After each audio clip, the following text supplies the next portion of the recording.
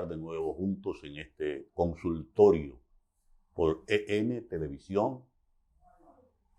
Y ciertamente con mucho placer les digo que nos permitieron entrar en esta ocasión para conversar con él de muchas cosas interesantes al consultorio del doctor Félix Manuel Escaño Polanco, endocrinólogo de los buenos.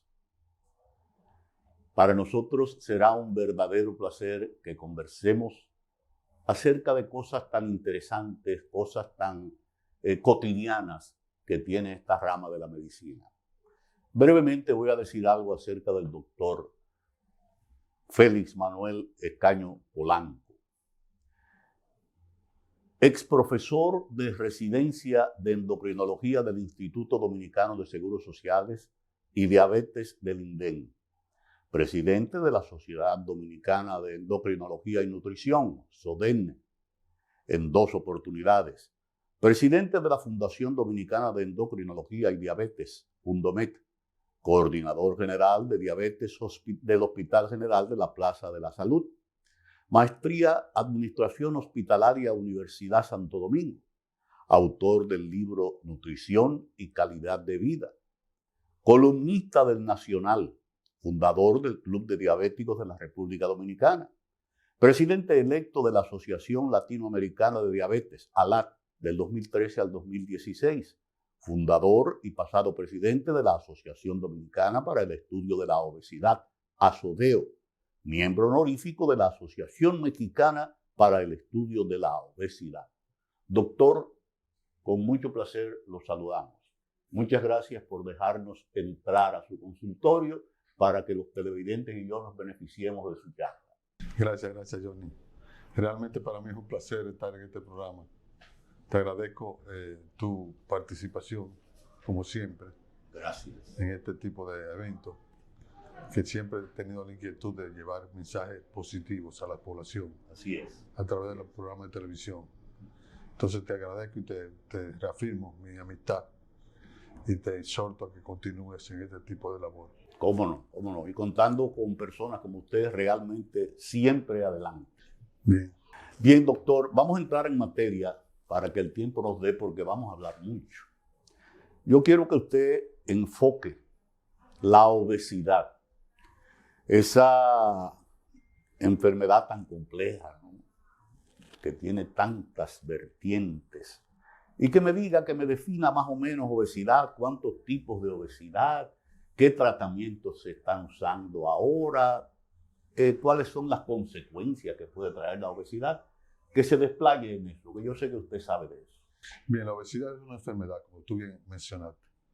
La Organización Mundial de la Salud la define como una enfermedad porque tiene muchas comorbilidades. Esa obesidad, pues lógicamente, ha traído como consecuencia muchas complicaciones. Hay alteraciones metabólicas en el organismo humano que llaman la atención porque realmente complican la calidad de vida del individuo a la que tiene derecho. Esta obesidad, pues, indudablemente que se acompaña de apnea del sueño. La obesidad tiene problemas de hipertensión arterial, de diabetes, de problemas del colesterol y los triglicéridos, problemas osteoarticulares. Además de eso, tiene problemas de trastorno de la menstruación de la mujer, muy frecuente. Y eso, pues, lógicamente trae como consecuencia otros dislocamientos hormonales internos. Pues así la cosa, la obesidad ha sido llamada como el pan nuestro de cada día.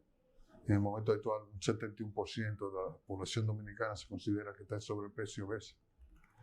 Y de esa obesidad que tenemos en el país, una gran proporción está en la juventud, en los jóvenes, en los niños, mayores de 5 años y adolescentes, lo cual contribuye a que nosotros tengamos que aplicar metodologías de prevención, sobre todo a nivel de ese tipo de población, de niños y de adultos jóvenes, con fines de prevenir el que desarrolle esta enfermedad, que es una enfermedad del diario vivir, donde usted tiene un consumo de calorías por encima de lo que gasta.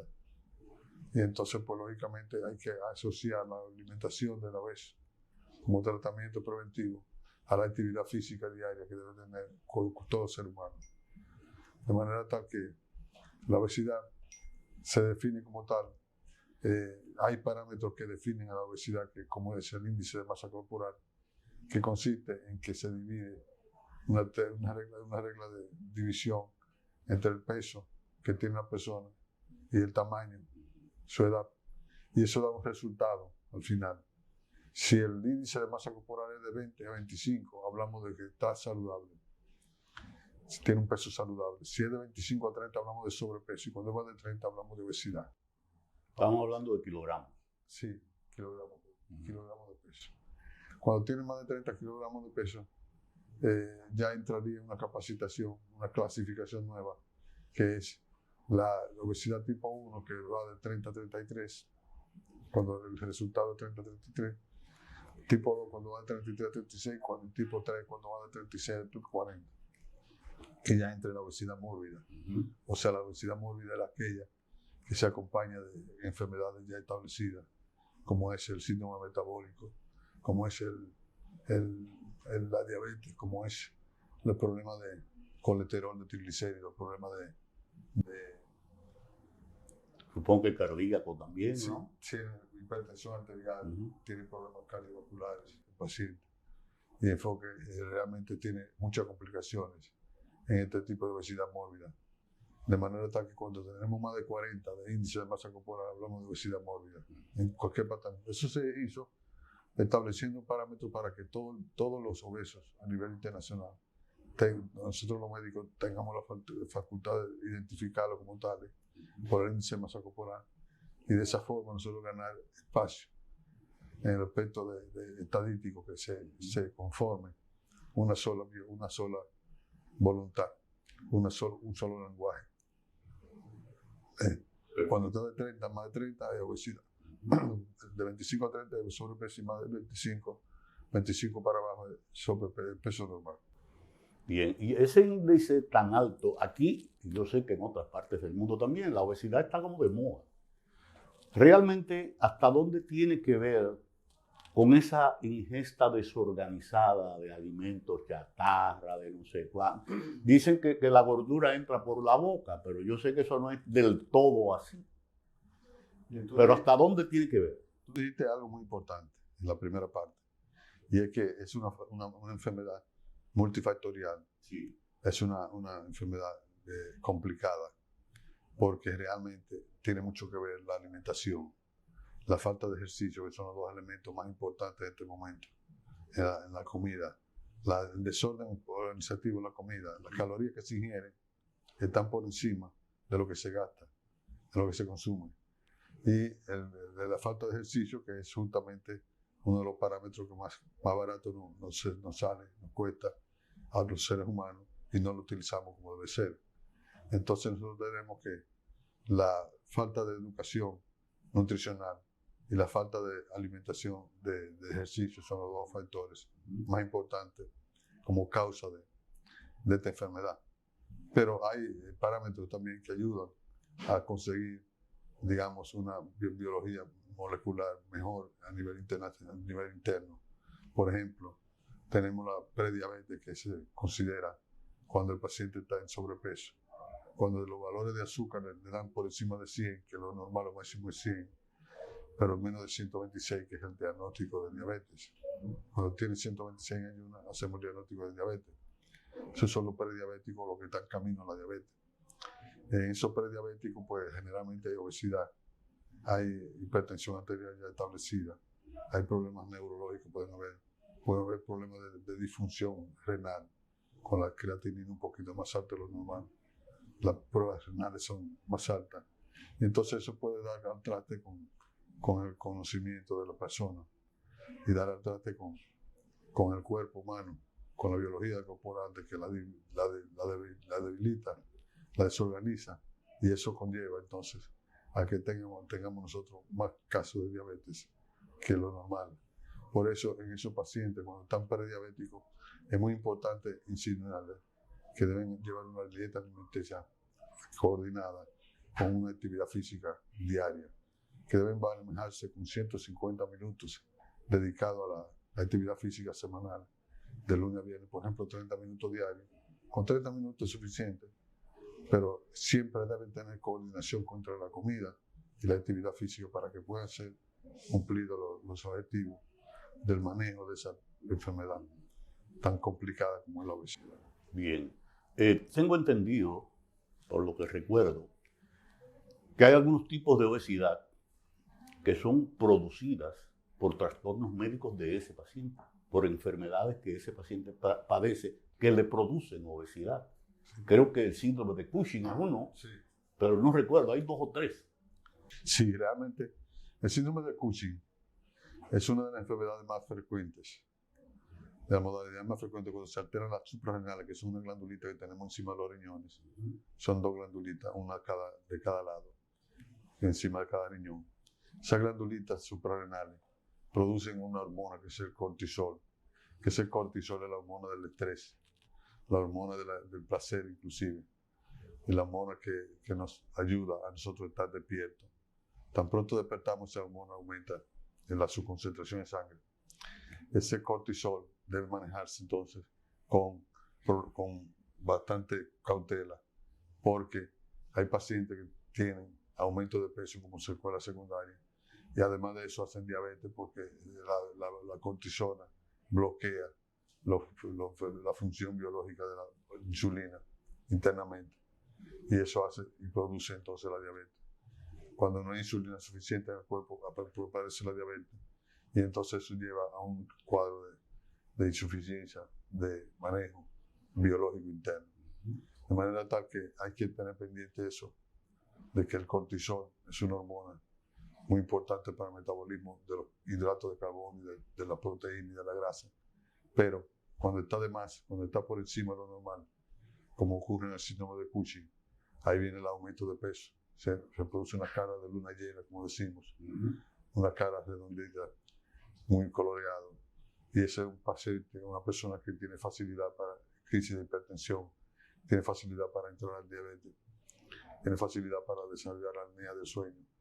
Entonces son muy propensos a esa situación. Lo mismo que al síndrome metabólico que acompaña, donde aparte de nosotros tener los síntomas típicos de la obesidad, tenemos también el síndrome metabólico, hipertensión arterial, tenemos cambios biológicos internos, como es la prediabetes o disformidad de los niveles de azúcar en la sangre. Pueden ser altos, pueden ser medianamente altos, pero están más elevados que lo normal. Entonces el síndrome metabólico consiste en que tienen hipertensión arterial, obesidad, colesterol alto, triglicéridos, y tienen además diabetes o están camino a la diabetes como el prediabetes. Bien, bien. Hay algunos medicamentos con los que hay que tener mucho cuidado porque pueden provocar obesidad también. Sí. Si mal no recuerdo, los antipsicóticos y algunos otros que no recuerdo, que tienen que tener mucho cuidado el paciente cuando se le administra ese medicamento, y el médico que lo indique debe saber cuáles pueden ser los resultados, ¿no? Los beta-bloqueantes creo que también, si mal no recuerdo, sí, los beta-bloqueadores. Eso es cierto, ¿no? Eso es cierto. Eso está... Los antipsicóticos, sobre todo los antidepresivos, hay depresivos que son típicos, que aumentan de peso, producen una incoordinación o un reflejo a nivel de hipotálamo y hipófisis en el cerebro, donde se maneja el centro del apetito y el centro de la saciedad. Produce un bloqueo de la conducta de ciertas hormonas a nivel interno, y pueden desencadenar ese cuadro de obesidad que es típico del uso de esos medicamentos. Ya dijimos el uso de la cortisona, sus derivados, que también tiene características típicas de aumentar la obesidad cuando se usan clínicamente sin ningún control. Y además de esto, los antipsicóticos, los beta-bloqueadores, y hay otros medicamentos más que se utilizan que pueden dar un aumento de peso fácil, de manera tal que los pacientes deben estar pendientes de esa situación. Y los médicos, por supuesto. Claro, claro. Bien. Doctor, yo sé que usted ya lo dijo más o menos, pero yo quisiera, para beneficio de cualquier persona que tenga problemas de obesidad, que nos esté mirando, o cualquier persona que vea que puede caer en eso, que me diga específicamente qué complicaciones de salud, aparte de las intrínsecas de la obesidad, puede llegar acompañando a la obesidad. ¿En qué puede caer de complicaciones de salud un paciente obeso que no se controla? El paciente obeso puede caer en diabetes, que es lo más importante. La diabetes puede ser una necesidad de insulina o no, o de pastillas, pero realmente cae en la diabetes, que es una enfermedad ya adicional que se le agrega al cuadro de la obesidad. Esa diabetes, pues lógicamente, trae como consecuencia complicaciones cardiovasculares, complicaciones funcionales del tipo de la neuropatía, de la oftalmopatía, de los problemas visuales, de los problemas renales, de los problemas de la neuropatía, es decir, al dolor en los pies, producto de esa diabetes. Porque la diabetes lo que hay es un aumento del azúcar en la sangre, porque la insulina que debe normalmente producirse tan pronto nosotros ingerimos algo de alimento, no se produce en cantidad suficiente.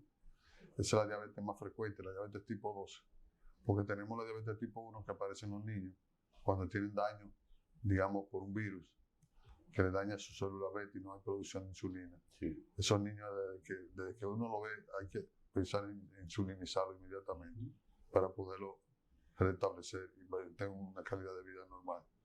Entonces esos niños justamente son los que más necesitan ayuda del profesional. Ahora mismo nosotros tenemos una campaña en el Club de Leones de Naco, donde vamos a realizar un bingo para recaudar fondos, justamente porque nosotros tenemos un programa de insulina que les regalamos, donamos la insulina a los diabéticos. No importa su categoría, les donamos la insulina todos los meses, con tal de que puedan mantener un nivel adecuado de manejo de su diabetes, sin necesidad de tener que visitar médicos o tener que buscar la ayuda o el apoyo de ARS o de cualquier otra institución. Nosotros les regalamos su insulina todos los meses y para eso lo único que tienen que hacer es contactarme para esa finalidad. Y le dan instrucciones de cómo hacerlo. De cómo hacerlo también. Sí, eso lo vi yo hace mucho tiempo, en un congreso médico que hubo aquí, creo que de endocrinología, y vino un pediatra endocrinólogo cubano. Y en un momento determinado pues, hicimos una parte. Y él no había tenido la oportunidad de preguntarle a nadie, él fue a la universidad y todo, pero imagínate, la curiosidad por Cuba era muy fresco todo todavía, en los 60 y pico, bueno, quizás en los 70 y pico, eso fue en los 70 y pico. Y entonces al encontrarse conmigo en el congreso, hicimos una salida juntos, alguien estaba hablando y yo salí un poquito a descansar un poco y él salió. Y entonces me preguntó, me dijo, me saludó, yo lo saludé y no le pregunté nada. Y él me dijo, ¿tú eres médico? Digo, yo estudio medicina. Y me dijo, qué bueno, yo quiero preguntarte a ti cómo está la medicina aquí, cómo están los hospitales, porque nada más me preguntan a mí. Y entonces yo empecé esa conversación con él. Y hablando del seguimiento a los pacientes, entonces se me identifica como pediatra, endocrinólogo, y que en el centro donde él estaba, cuando llegaba un niño que se le diagnosticaba diabetes, si tenía una edad lo suficientemente, era ya capaz de poderse poner la insulina, lo entrenaban, pero además entrenaban a la familia entera. Todos aprendían, pero ¿por qué había que ponerse? ¿Por qué? ¿Qué cantidad tenía que ponerse y por qué? Que no podía pasarse. Y eso le había dado muy buen resultado en la mayoría de las veces, claro. Según él me dijo. Y fíjate qué bueno que ustedes lo están haciendo aquí. Una pregunta, doctor, ya casi terminando este segmento, para entrar en otras cosas. Usted habló de grados de obesidad, ¿verdad? Y cierta división, de obesidad mórbida. ¿Qué tratamientos se están usando en cada caso? O sea, ¿es dieta, ejercicio nada más? ¿Y hasta dónde, cuándo debe indicar el endocrinólogo una cirugía para luchar en contra de la obesidad. Una cirugía, una bariátrica, cualquier cosa de esas, que están tan de moda también. Sí. ¿En qué casos se debe hacer una y otra cosa? Dieta o medicamentos, no sé, o cirugía. ¿En qué casos? Cuando el paciente, tú le dices al paciente, no, mira, ya lo único que te salva es la cirugía, ni dieta ni ejercicio. Sí, según las normas internacionales, las guías médicas, toda persona que tenga un índice de masa corporal de 27 en adelante, ya es candidato a hacerse una evaluación endocrinológica para modificar su estilo de vida y actividad, comenzar a educarse a nivel de la alimentación y de los ejercicios, que son la base principal.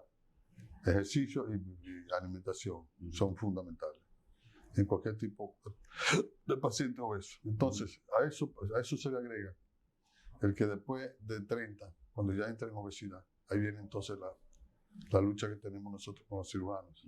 Cirujanos bariátricos que quieren operarlo con 30, pero que realmente la cirugía bariátrica está indicada en personas que tienen 35 o más de índice de masa corporal y tienen alguna comorbilidad, es decir, que son hipertensos o que son diabéticos, porque realmente con la cirugía bariátrica se reduce la presión, se rebaja de peso. Sí.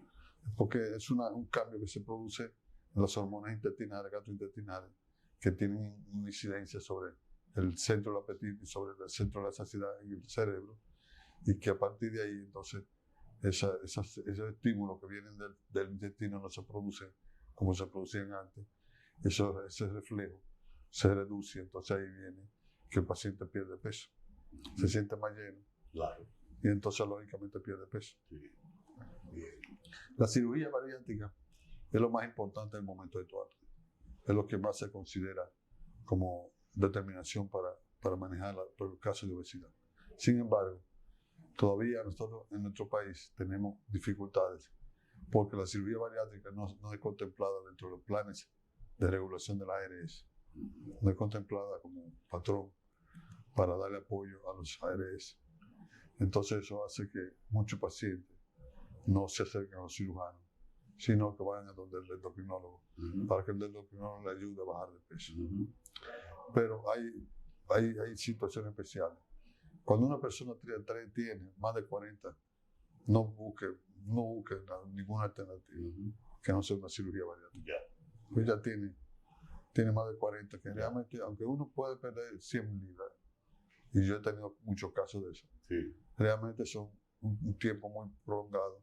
El paciente se cansa de la comida, se cansa del seguimiento, se cansa de la rutina que le damos.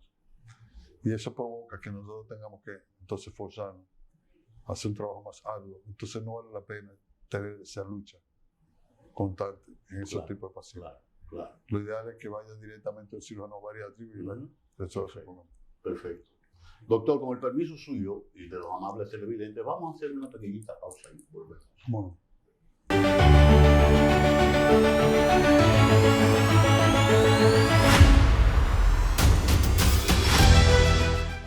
Bien, retornamos acá con el doctor Félix Manuel Escaño Polanco, endocrinólogo del distrito. De lo del Distrito Nacional. Doctor, le voy a leer estas cositas.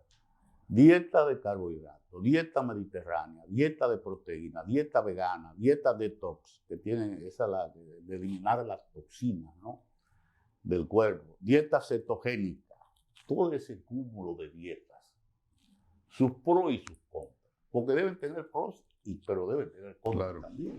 O sea, ¿cómo se debe llevar eso? ¿A quién, cómo usted sabe a quién indicarle uno y a quién indicarle otro? Bueno, en el caso que se necesite, ¿no? Sí. Realmente a mí no me gusta la palabra dieta. Ya, sé que usted no la usa mucho, es cierto. Sino que yo le hago una regulación de la alimentación, un equilibrio. Nosotros aquí en nuestra institución no usamos la palabra dieta. Bien. Entonces, comenzando por ahí, porque la dieta significa para muchas personas un castigo, una persecución. Así es. Y eso le produce aprensión psicoemocional y no responden bien a los alimentos. o las orientaciones que uno le pueda dar. Lo segundo es que nosotros tratamos a los pacientes con la finalidad de que cambien su estilo de vida y que eso repercute en su forma de ser para el resto de su vida. Es decir, nosotros tratamos de que esos pacientes se manejen con una nueva educación a nivel de nutrientes, de cómo manejar su comida. Porque mientras vida tenga más de estar comiendo, yo Claro, está comiendo, yo no voy a tener un médico detrás, de espalda, un endocrinólogo ni nadie, no lo soportan.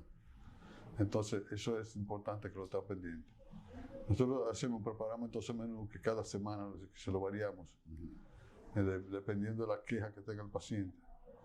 Si no le gusta, si tiene algún tipo de orientación o de guía que ha leído en internet, donde aparecen una serie de dietas, sí, y de programas de dieta que usted se mete, lo consigue fácilmente, pero que realmente son menús que eso debe ser transitorio, no puede ser permanente. Sí, eso no tiene un asidero científico que lo siga. Claro, entonces ahí hay que manejarse con mucha cautela.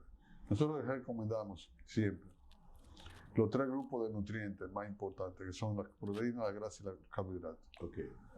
Todo depende de cómo nosotros lo queramos, de la característica de ese paciente, cómo tenga su horario de trabajo, cómo es su horario de las labores de la casa, cómo es su horario en cuanto a las actividades sociales, cómo es su calendario de actividad en sentido general, cómo es, con qué recursos cuenta ese paciente, para nosotros poder establecer un nivel de comida de acuerdo a su ambiente y que no se convierta, como dije, en un castigo. Exacto, es como organizar su alimentación. Alimentación. De una manera positiva. Claro. Excelente, claro. Entonces, le damos, por ejemplo, la proporción de carbohidratos que mandan los reglamentos.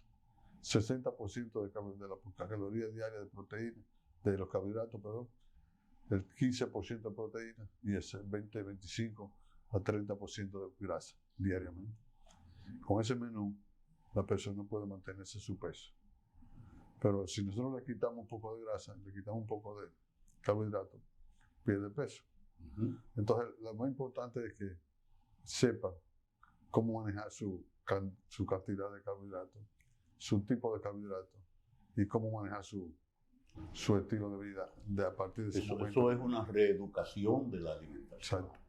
Sí, y pienso yo, no sé si estoy equivocado, que dentro de esa organización de la alimentación del paciente, de sus pacientes, si el paciente viene un día medio avergonzado y le dice, anoche estaba por un sitio y me comí un pedacito de chicharrón, no fue una cosa muy grande, aunque se haya comido así, te dice que fue chiquito. Yo supongo que tú le dices, mira, eso te hizo daño. Claro. Si no te hizo daño, pues bueno, claro, no hay problema. Claro. El asunto está en el exceso, el asunto está en educarse para aprender. Para aprender. A comer. Perfecto. ¿Qué comer y qué no comer? Sí, entonces si el paciente tiene un 27% de índice de masa corporal, sí, ya a partir de ahí pensamos en las pastillas, que es una modalidad de tratamiento sí, para regular también la ingesta, que producen calorigénesis, es decir, que producen ruptura de las calorías que se ingieren. Y aparte de eso pueden producir también ayuda para controlar el centro del apetito y el centro de la saciedad del cerebro. Entonces esos son medicamentos que se utilizan con mucha frecuencia.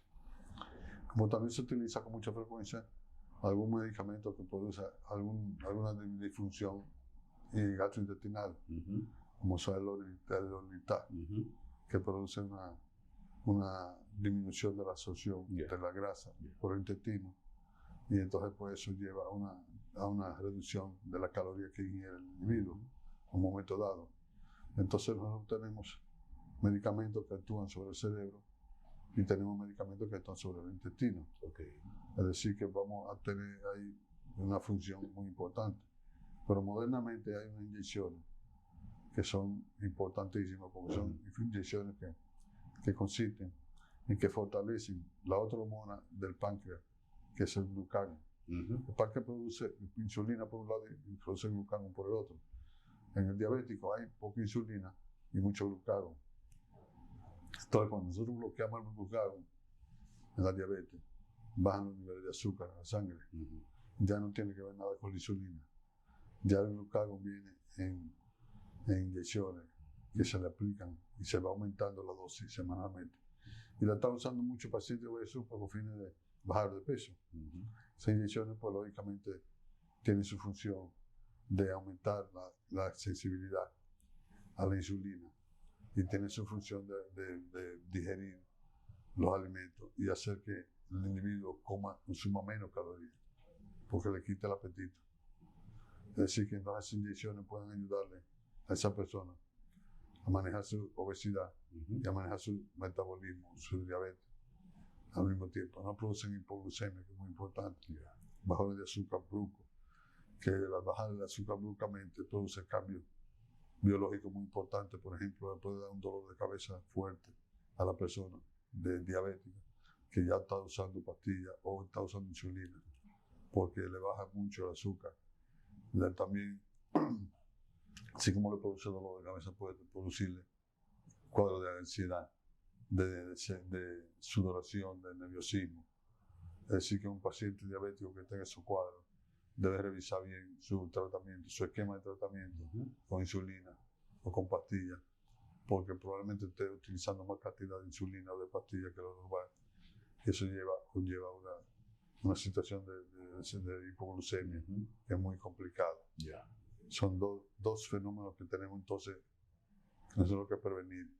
La presencia de hipoglucemia en el tratamiento diabético, la presencia de hipoglucemia y el aumento de peso directo por el tratamiento que le demos.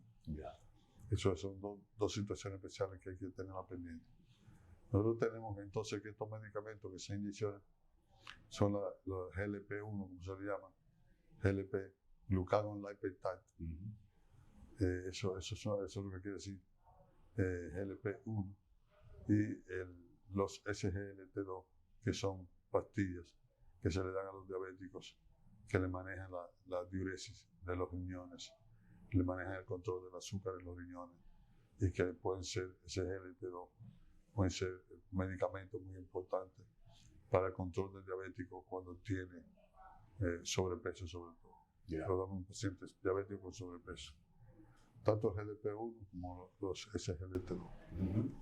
Y algo importante que se me ocurre preguntar, doctor, en vista de los trastornos que puede traer, en principio, la obesidad per se, y después usted mismo acaba de decir que el mismo tratamiento, el mismo cambio de hábitos alimenticios le puede traer también trastornos, vamos a decir que psicológicos a un paciente.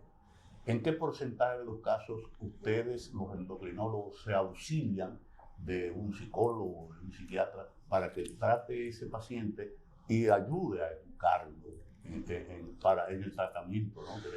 Bueno, nosotros generalmente a los pacientes nuestros le hacemos una evaluación psicológica de base, de inicio, porque eso es muy importante. Ya viene con su evaluación psicológica hecha y ya nos permite a nosotros tener una pauta de relación con ese psicólogo que le hizo la evaluación con fines de mejorar su estatus y su calidad de vida, con fines de modificar sus hábitos nutricionales y de ejercicio con más facilidad para nosotros, por la ayuda que nos dan los psicólogos en ese caso. Perfecto. Entonces, pues nosotros tenemos de rutina psicólogos que nos dan el soporte y con los cuales nosotros trabajamos y funcionamos bien, sin problema. Perfecto, perfecto. Doctor, cambiando un poquito, pero siguiendo en el tema. Todos sabemos la proliferación que han tenido aquí en los últimos años, sobre todo en personas jóvenes, los gimnasios. Hay gimnasios porque hay que tener cuadritos y no sé cuánto, y brazos, y dentro de los mismos gimnasios o cerca siempre hay alguien que oferta anabólicos, esteroides, bebidas energizantes. ¿Usted no cree que estamos abusando, que nuestros jóvenes están abusando de eso? ¿Qué consecuencias podría traer eso? Sí, realmente sí. Eso es un llamado que le hacemos a los gimnasios, de los coordinadores de gimnasia, los instructores, porque son los elementos más importantes en este caso, que inducen a que el paciente vaya y hacer cuadritos, sacar cuadritos. Claro. Porque ellos quieren que los alumnos sean como ellos. Sí. Que sí. tengan cuadritos y entonces eso lo esfuerza y lo hace más llamativo. Sí. Entonces, pues, lógicamente, esas son personas que necesitan ya un llamado de atención, porque inclusive hay entrenadores de gimnasio que se indican medicamentos. Oh, sí, claro. Son como... Claro que sí, así es. Discuten como endocrinólogos. Así es. Entonces, lamentablemente es así. Entonces, esta es una situación que solamente en República Dominicana se ve, porque tenemos todavía un desorden jurídico en ese aspecto. Sí. Pero realmente son situaciones que no se ven en otros países, donde la regulación de los gimnasios está dada por una infinidad de medidas y de guías que deben tener pendientes lo que no deben hacer. Exactamente, los instructores de aquí. Perfecto. Doctor, vamos a otra pequeñita pausa con el permiso de los televidentes y entonces volvemos a terminar nuestra conversación, lamentablemente ya en los minutos finales del programa.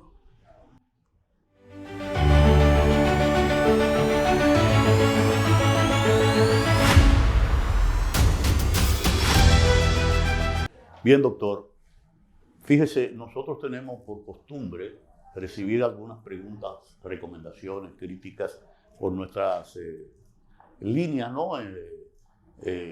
¿Cómo se llama? Por el celular, por la WhatsApp, todas esas formas de comunicarnos que tenemos ahora.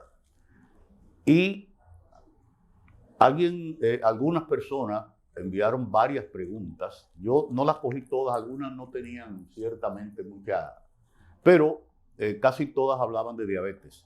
Y yo le voy a decir que nos comente, en el poco tiempo ya que nos queda, ¿qué avances relevantes? Usted ha dicho algo ya dentro de la conversación, pero ¿qué avances relevantes tiene la ciencia médica en el tratamiento de la diabetes hoy en día? Bien, dentro del avance más importante que tiene la diabetes está la telemedicina. Lo que buscamos con eso de telemedicina es la orientación del paciente en su hogar. Okay. Eso es un legado que nos dejó la pandemia. Perfecto. Como con la finalidad de manejar los diabéticos. Se les manda mensajes a través de celulares, a través de telemedicina, de consultas virtuales.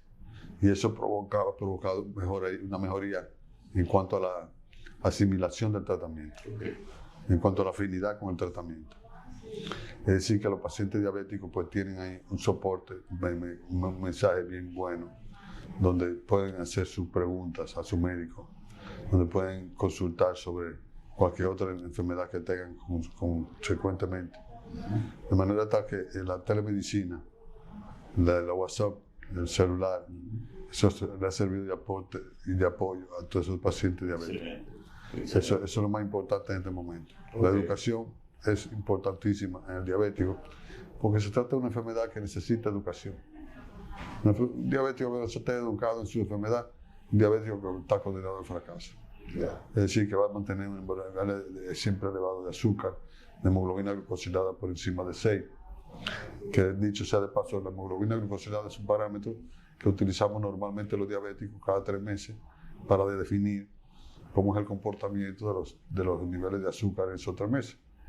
Cuando la hemoglobina glucosilada está por encima de 6, estamos hablando de que el paciente tiene en promedio, dependiendo del aumento que tenga 6.5, 7, 8, 9, va a tener un promedio, un nivel de azúcar promedio por encima de lo normal.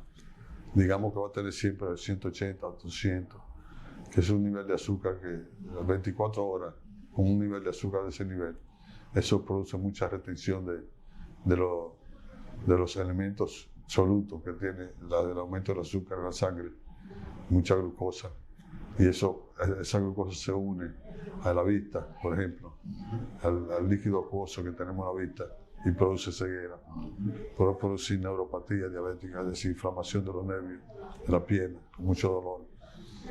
Generalmente los pacientes diabéticos tienen mucho dolor en la pierna y es por la acumulación de esa glucosa en la parte de la extremidad inferior.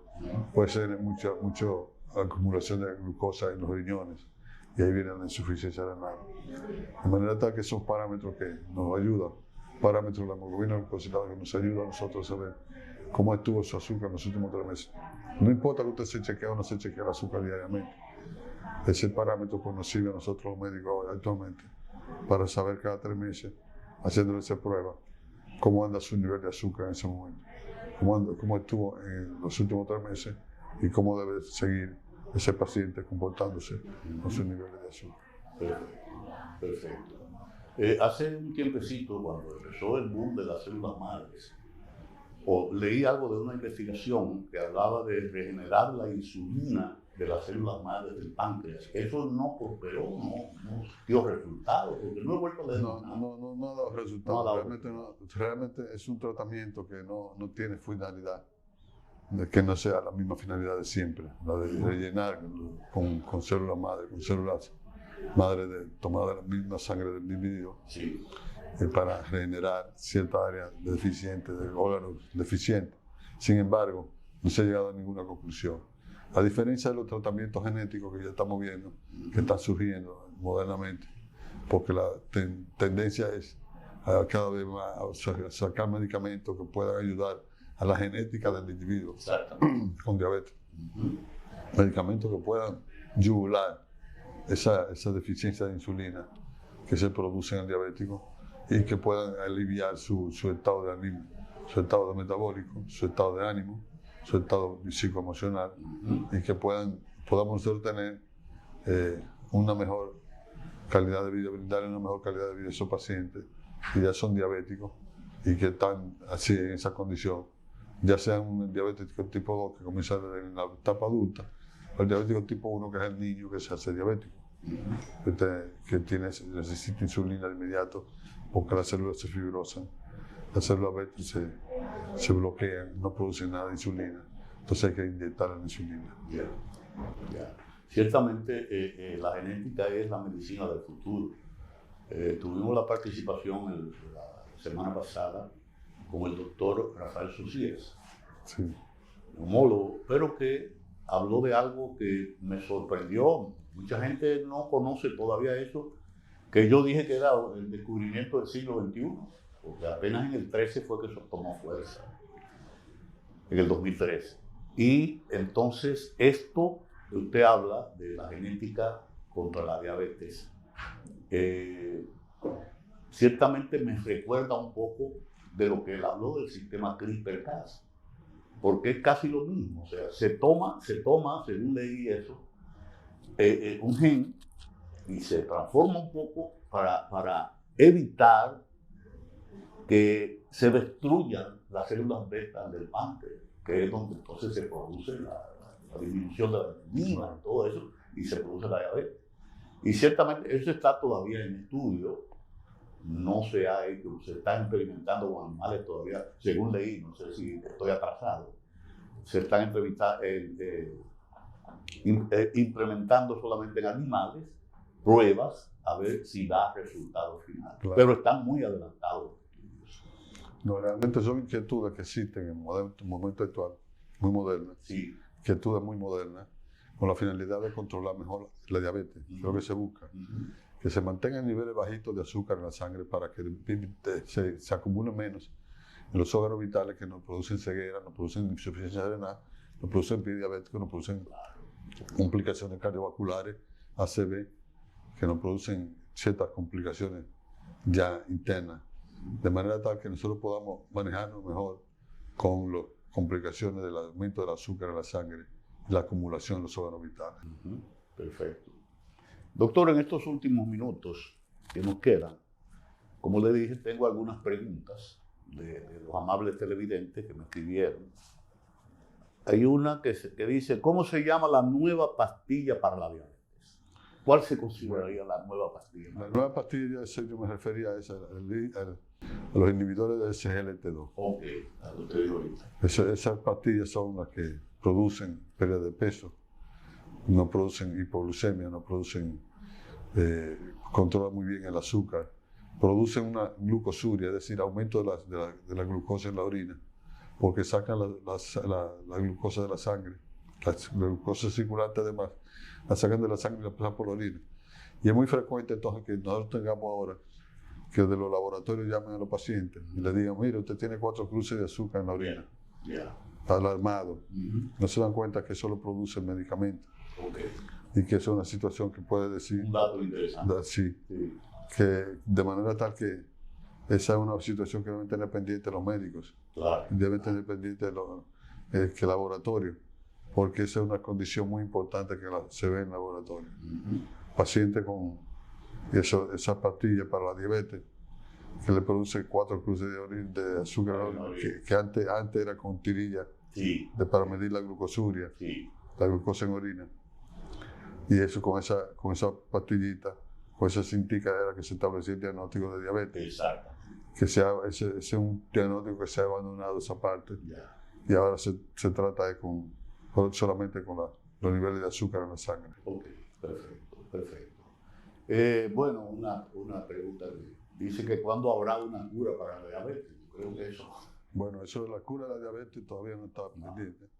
Pero sí tenemos buenas proporciones de medicamentos. Por ejemplo, hay 14 medicamentos, pastillas, para la función de las células beta ya determinada, con buena experiencia, con buena evidencia científica, que pueden ayudarnos ya a controlar mejor la enfermedad. Okay. Otra pregunta es, ¿qué es la metformina y cuáles son los alimentos que reemplazan la metformina? La metformina es una molécula muy importante que tiene más de 60 años en el mercado, que viene a suplir ciertos nutrientes. Pero lo más importante de la metformina es que bloquea la producción hepática de glucosa. En el hígado se produce mucha glucosa cuando estamos diabéticos. Y eso, pues, lógicamente, se ve bloqueado por la metformina, cuya molécula, como dije, ha sido utilizada durante más de 60 años, sin complicaciones aparentemente. Perfecto. Y una última pregunta. ¿Cómo afecta el jengibre a los diabéticos? Eso no lo había oído nunca. Bueno, el jengibre es una raíz, un tubérculo muy importante que tenemos en nuestro medio. Se utiliza mucho para tisanas, para brebajes. Claro. Y que utiliza mucho los choferes, los que andan de madrugada. Sí, que tiene frío y eso. Sí. Eso es un tubérculo que da ese tipo de respuesta, de té, pero que no tenemos nosotros evidencia clara de su función interna. Hay pacientes que le va bien. No, hay personas que dicen que el jengibre es una panacea, que lo cura todo. Exacto. Pero hay personas que no le va bien con el jengibre, como debe ser. Ya. Bueno.